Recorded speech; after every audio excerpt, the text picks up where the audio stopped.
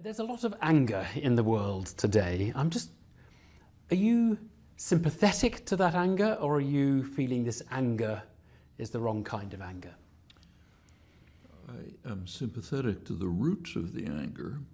I think anger is not a constructive response to problems that are quite real, and they are quite real. So take, say, the United States, which has suffered less from the policies of the last generation than other Western countries. But nevertheless, in the United States, median income, for example, is lower in real terms than it was 30 years ago. Right at the moment before the great crash, the peak of euphoria about the wonderful economy, real wages for American workers were lower than they had been in 1979 before the neoliberal period began. And this is duplicated over much of the world. This has been a massive assault on large parts of the population. It's been an assault on democracy, on a sense of participating. The result is not just anger, but contempt for institutions, decline of centrist institutions, which a large part of the population feels are just not responsive to them correctly. And Trump has been the result of that. Trump is one result of that. Right. Brexit is a result of that. Le Pen is a result. And Macron won the French election, Emmanuel Macron, an internationalist, liberal, loves the EU, all the things in a way that the Trump voters have tried to reject. Well, do you think he can succeed? Is this the end of populism in Europe? Oh, by no means. In fact, Macron is a good example of how the core institutions have collapsed. He came from the outside. Yeah. Okay. And the vote for him was substantially a vote against Le Pen, who is recognized correctly, I think, to be a serious danger. In fact, many people who voted for Macron were holding their nose, not their choice.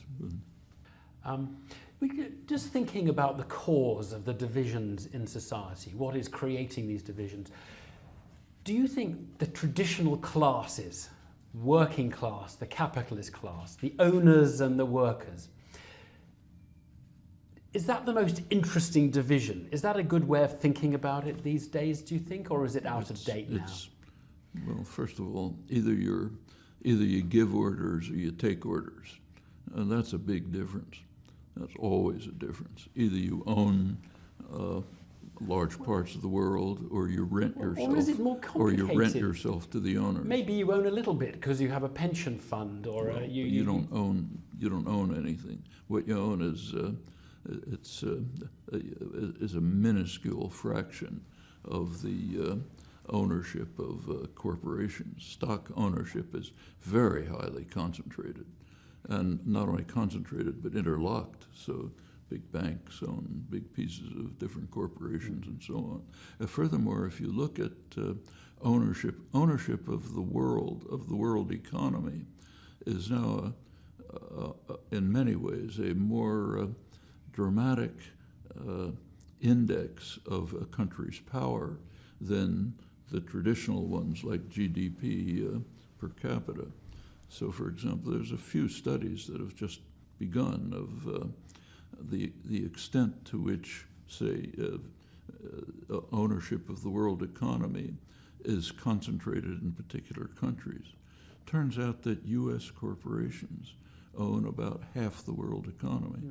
But who owns the U.S. corporations? I mean, it's institutions who have multiple owners. Again, there's a very high concentration of ownership, and the institutions are, and if you go back to the actual enough ownership to actually control the corporation, it's often a group of big financial institutions and so on. Some have said that the divide now is a more cultural one between metropolitan internationalists, comfortable with immigration. They're called people who are happy anywhere, and people who are rooted in local communities and who are lodged somewhere. Is that not a fair? There are plenty of divides. There's divides on religion, for example. There's divides on all sorts of things. But a fundamental divide is the class divide. And one of the reasons for the anger that you began with is because none of the institutions and none of the political parties are really representing the class interests of the large part of the workforce. And that does lead to great anger. There are other sources too, and I think in many ways the derivative from it. So for example, the anti-immigrant hysteria in the United States, in England, elsewhere, is in part a reflection of the decline in opportunity that is the result of the neoliberal programs. When you have a large part of the population who have been either stagnant or declining, in fact a majority, for a generation, that's quite serious. It shows up even in mortality. That's critical, and it's understood. And if you go back to the planners and the managers of the neoliberal economy, people like take Alan Greenspan, who, the Fed chair, who ran it in the United States up till the, practically up till the crash. He testified to Congress, the Senate Banking Committee, on the success of the economy that he was managing. And he attributed a good part of the success to what he called growing worker insecurity. He said growing worker insecurity has the effect that workers are too intimidated to ask for better wages, to go on strike, to ask for benefits. And the result is we can maintain what was called the Great Moderation, low inflation, high profits, and so on. Now there's a group that doesn't, namely the owners. They organize, they struggle, they control the political system. And what you see is the developments we've seen in the last generation. Extremely high concentration of wealth, stagnation or decline for a large part of the population, undermining of democratic institutions, anger, your first word is correct, anger at the fact that the institutions are not representative, they don't deal with me, a sense in large parts of the population. And then comes the scapegoating.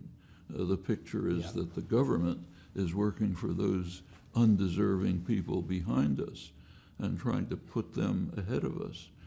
Affirmative action, food stamps, immigrants, and so on. And that's where the Trumps of the world come in.